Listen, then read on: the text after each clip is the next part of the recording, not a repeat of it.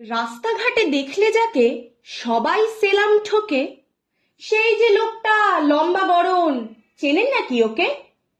পাড়ার পুজো, জলসা, নাটক, 25শে বৈশাখে সভাপতির চেয়ারটা তার রিজার্ভ করাই থাকে। ফুটবল চাই? এ নাও টাকা। ক্যারাম কিনবে? নাও। মাংস খাবে? জলুর দোকান বলাই আছে, যাও। না চাইতেই বাড়িয়ে দেন 500,000 টাকা। হেসে বলেন, জানিস তো সব তোদের জন্যই রাখা। লোকের মুখে শুনছি তিনি বিখ্যাত কারবারি। সেই সুবাদে শহরে তার 27খানা বাড়ি।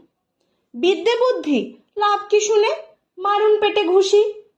ক অক্ষর গোমাংস আর ছাই ভস্য ভূষি। পাড়ার লোকের কাছে তিনি মহাপুরুষ তুল্য।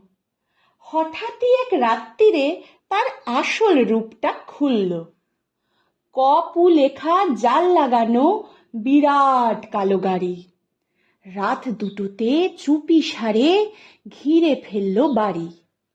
বাড়ির থেকে আর এক বাড়ি উপায় তো নেই ফেরবার। পাড়ার মহাপুরুষ এখন জেড়ায় জেড়ায় জেড়বার।